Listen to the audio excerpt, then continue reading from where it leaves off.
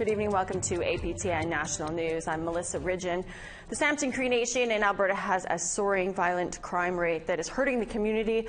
Tonight, in the second of a three-part series, APTN's Chris Stewart talks to Shay Lauren Buffalo, who lost his 22-year-old son, Jordy Buffalo Cryer, to gun violence. Where's our support from the chief and council to do something about all the gang violence, all the deaths, all the shootings, all the overdoses that are happening? Shay Lauren Buffalo's son, Jordy Buffalo Cryer, was found murdered on September 9th. And other band members knew before he did. They told me that it was him that was found in a ditch. And he was wrapped up in a tarp. They wrapped him up in a tarp and they threw him in a ditch. And they left him there and he bled out.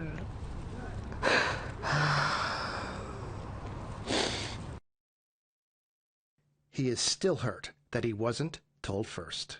It's supposed to be the next of kin that's supposed to be notified, and I wasn't notified, and everybody knew before I did that he passed away, and I was still at work when all this was going on, and no one even attempted to try come and see me to tell me that he was gone. He believes that there were multiple people involved. Only one person's been charged, and there was other people involved, and those guys, I just finished seeing a guy that was involved, and he wouldn't even look at me, and he just turned around and he left. 20-year-old Kieran Keith Lightning has been charged with second-degree murder in Jordy's death. With 4 homicides so far this year, multiple gun offenses, and over 700 assaults in the Musqueam community, Buffalo has some suggestions to help stem the increase in crimes. Make a rehab center for sure, because everybody's addicted. Not everybody, but the majority of the band is addicted to something rather than another. We need a treatment center. We need parents accountable for their child when stuff like this happens. We need people to start getting thrown off the reserve that are committing these acts of violence, and nothing's being done. They're still walking on the streets. Tomorrow, APTN talks to Samson Cree Nation Chief Vernon Saddleback on what leadership will do to fight the violence that has made this community unsafe. Methamphetamine is one of the problems that we have in our community right now. And so that's kind of what we're kind of focusing on within the nation, that, you know, meth is becoming a problem in our community. We met with the RCMP yesterday, and they confirmed that fentanyl is coming into our community slowly, but methamphetamine definitely has a hold. Chris Stewart, APTN National News, Samson Cree Nation. The Manitoba government announced it will create healing lodges at 2 correctional facilities to give prisoners there access to cultural supports. The lodges in Brandon and the Paw will support inmate education and sobriety. Justice Minister Calvin Gertsen says the lodge will limit a prisoner's chance of reoffending. It connects them to those who can provide support. As important as anything, it's about providing support in the facility, ensuring that individuals can get onto a different path when they leave the facilities. The wait is almost over for an elder care home in the Listigouche First Nation in Quebec, but there's still one more hurdle: finding qualified staff to care for the English and Mi'kmaq-speaking elders in the wake of Bill 96. Amelia Fournier has more. The Wahadesk Elder Home has been 30 years in the making. After COVID delayed construction, it now faces another unexpected hurdle: recruiting 25 English-speaking professionals, like nurses, under Quebec's more stringent language law, Bill 96. We've pushed hard to build capacity as a community, and this law may impose something on us that really challenges the capacity we're building and the services we want to offer to our people. Listigouche is an English and Mi'kmaq-speaking community on the Quebec side of the Quebec-New Brunswick border. Quebec requires French proficiency to get a professional certification in most cases. Chief Darcy Gray knows the hoops to jump through firsthand. Before becoming chief of Listigouche, he attended university to become a therapist. We have recognized therapists that can't come work in Listigouche because they didn't meet the standard of Quebec, yet they meet the standard of Canada. In order to work in Listugush without French, English-speaking workers need to live on reserve, and then their license is restricted to only practicing on First Nations or Inuit communities. They can't even live in Pointe-à-la-Croix, the town across the street from Listugush. That's been the case prior to Bill 96. Why is it that we would be, say, protected in our little community bubble, right? That doesn't apply. So maybe I could be recognized here, as fully meeting the standard, but I walk across the street and I no longer meet that standard. Bill 96 now requires professionals to not only prove French proficiency, but to maintain fluent French to the government standards if they wish to practice outside of English-speaking reserves. Donna Metallic, Listugush's health director, thinks this could discourage English-speaking professionals further from working in Quebec. Before COVID, there was a shortage, and now COVID happened. So now there's a real shortage of professional people. Bill 96 also further limits requiring English for employment and using it within the workplace. Metallic fears that this will exacerbate the lack of English documentation Listugush receives from the health ministry. Most of the documentations that our clinical team receive now is all in French. So we do have staff here that can translate, but we have to be very careful in the translation. And it shouldn't be like that. The ministry should understand that we're an English-speaking community. There's 10 in the province. I don't know if they know that we still exist out there. We're here. We're not going to go anywhere. She said that the health ministry needs to sit down with English-speaking First Nations to hear their concerns. Quebec, they have France that they can go back to. We don't. We just have ourselves. And we're revitalizing our language, and it's the first language of our people. So that they should be taking that all into consideration. Emilia Fournier, APTN National News, Listugush First Nation, Quebec. We need to break for commercials, but when we come back, we sit down with a residential school survivor and lifelong language advocate about truth and reconciliation. Stay with us.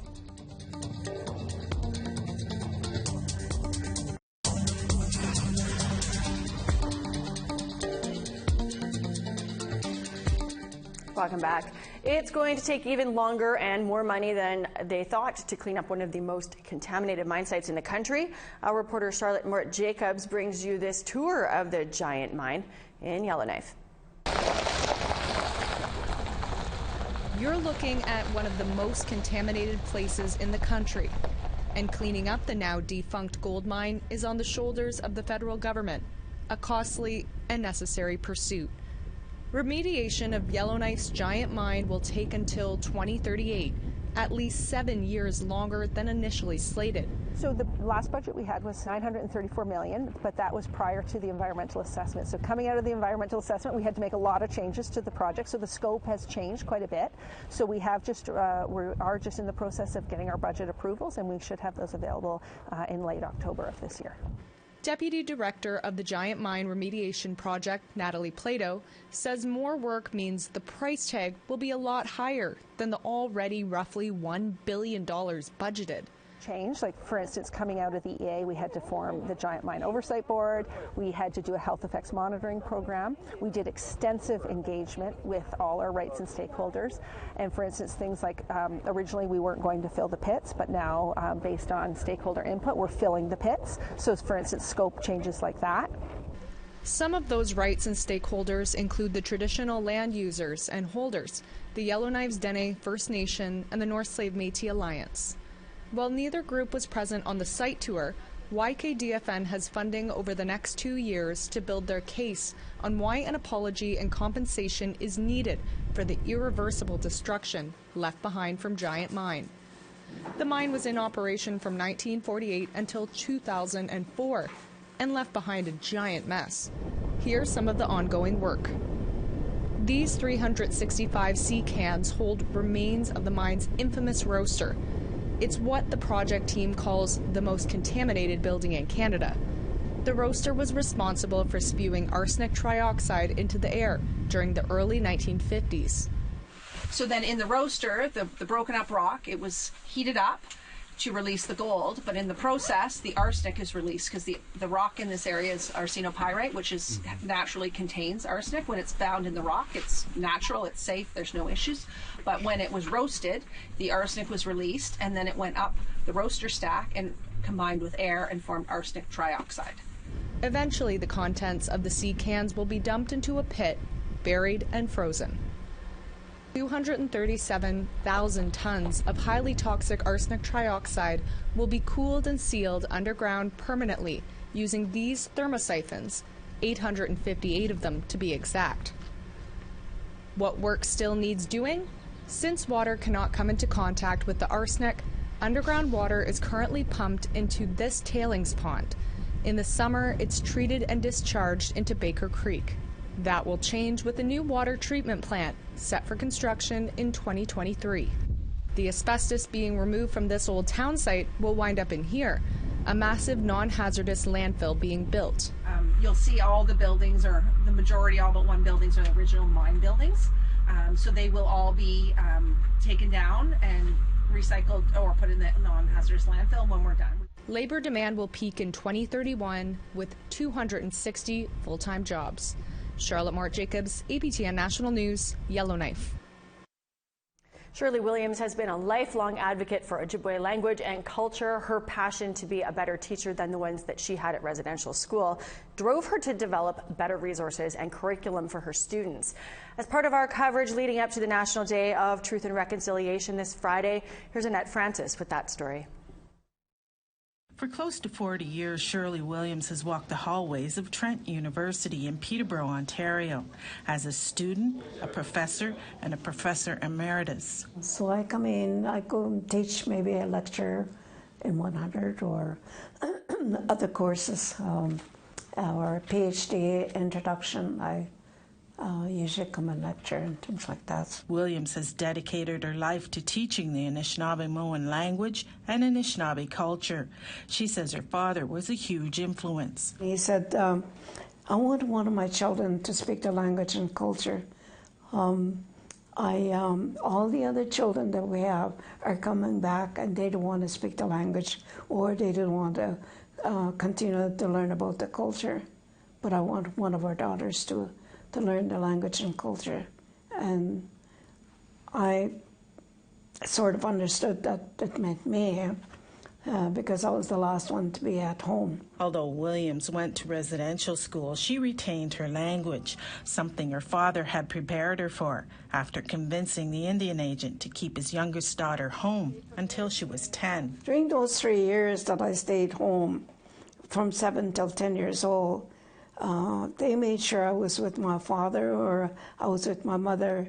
They're all speaking in the language, and they were always teaching me about medicines or birch bark or whatever we were doing. In 1949, at the age of 10, she was sent 150 kilometers away from Wikamekong to St. Joseph Residential School in Spanish, Ontario. She remembers arriving. First one asked, "What's your name?" Now, I was trained to ask, to listen to what is your name, so I understood her, what she was asking me, so I was so proud to say my name is Shirley Pheasant. And then the next girl, she looked it up and checked it off, and then she went to the other girl, and she went over there, and then she checked my name, I guess, off, and then she says, "You're now number 19. In her 6 years, she was strapped and punished without food and water for 4 days. She'd had enough and left at the age of 16 with a grade 8 education. When you're 16, you can get out. So we used to say, I'd rather be dumb than to endure all of the things that we're enduring here. Williams continued her education and eventually made it to Trent University for Native Studies. She remembers a cultural workshop during that time. I don't know how that elder knew, he asked, "What is it that you always wanted to be?" And that really stuck in my mind, And on the 4th day, he went back again. He says, "You, grandmother, you said you wanted to be a nurse?" I thought, "Yes, I told you that." And then he says, Your job is to nurture the minds of your people. About 3 years after graduating, she was back to Trent. Fred Wheatley, who was the elder for this university, was teaching the language, and he was retiring. And so they were looking for somebody who had the knowledge of language and culture. And I was encouraged to apply. I thought, well, probably never get it anyway, so but I tried. And wouldn't you know, I got the job because my language. And I thought, well, when I got the language position, I thought, no, then I might know the language, but how do I teach it? So she enrolled at Lakehead University in Thunder Bay to learn how to teach. After a language conference, she overheard some people talking. Then it came to her what that elder had meant. She said, this is what's happening with the language. It restores your being. And she was trying to explain that to the other ladies. And then I thought, oh, that's funny. I'm finding out what that meant. You know, your job is to nurture the minds of your people. The language restores your mentality. That is where your home is. That's when she began to create learning resources based on what the students said they wanted. From there, I developed a curriculum, what they said, which is the Introduction to Anishinaabe. And I wrote on it. It's been used now right across Canada. It's been 18 years since Williams' retirement, but that doesn't mean she's taking it easy. She's still creating resources and teaching. Annette Francis, APTN National News, Peterborough. It's a beautiful story. Well, we need to take another break, but still ahead, we'll tell you about a new play soon to hit the stage. Stay with us.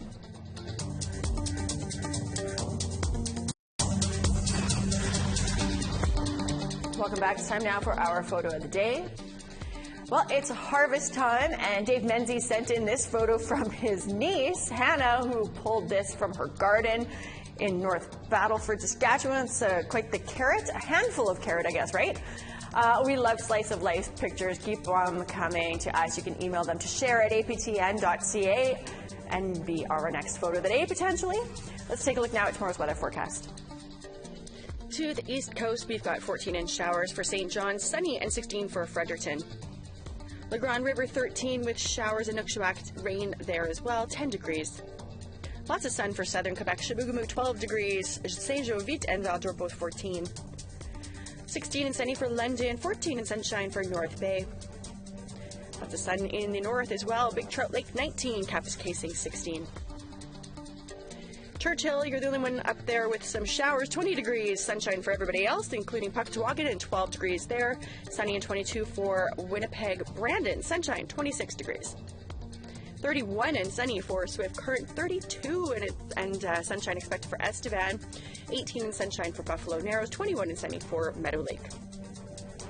Mostly sunny and 10 degrees for Fort Chip, 11 and some showers expected for High Level. Mix of sun and cloud for Red Deer, 20 degrees, 26 and mostly sunny in West Medicine Hat. Campbell River, 21 and sunshine. Tofino, 17 and sunny skies. 17 in showers for Prince Rupert and Fort Nelson. Rain and 15 degrees expected there. 13 and sunny for Dawson City. 14 in showers for Whitehorse. Wrigley, sunshine and 12 degrees expected. Same for you in Norman Wells.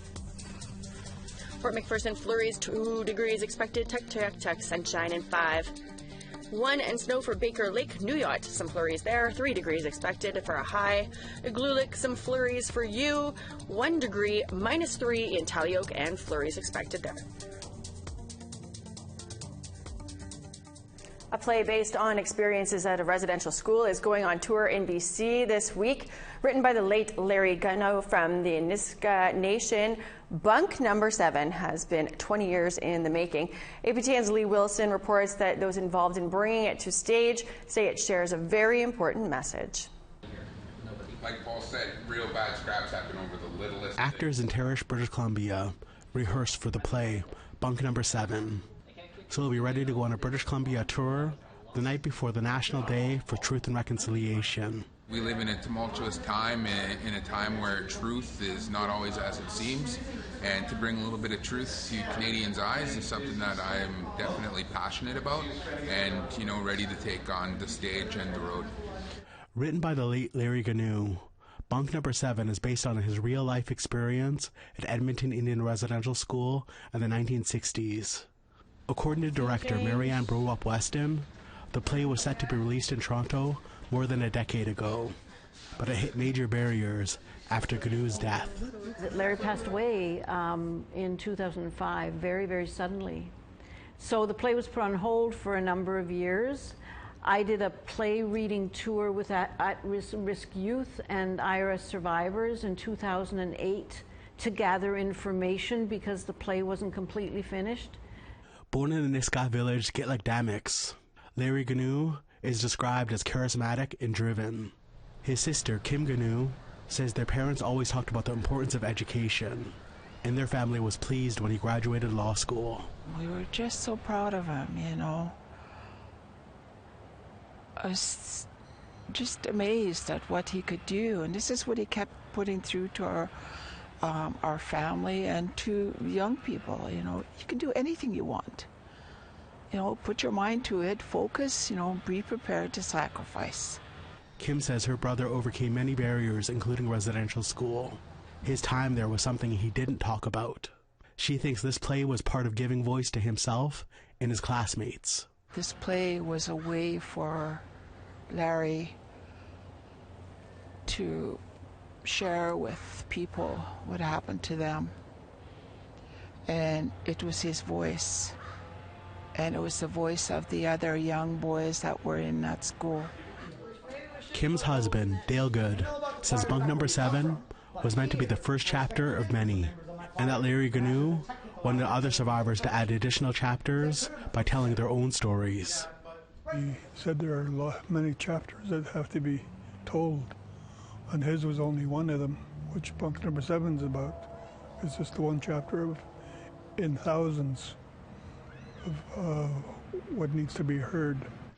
Bunk Number 7 features a scene where the boys riot against the poor conditions at the school. Browup-Weston believes the play holds a timely message after the recent discovery of unmarked graves at residential schools across Canada. They found a way to even form a little government of their own so that they could make life better. And to tell that story in the face of all the tragedy, I think is going to be huge. Brought to audiences by the Raven Collective, which includes Ganu's family, Bunk Number 7 will start its tour at the REM Lee Theatre. Lee Wilson, APTN National News, Terrace. Well, that is all the time we have today, but a reminder, APTN will have a full day of programming on Friday, the National Day for Truth and Reconciliation. A special live event from Ottawa starts at 1 p.m. Eastern Time.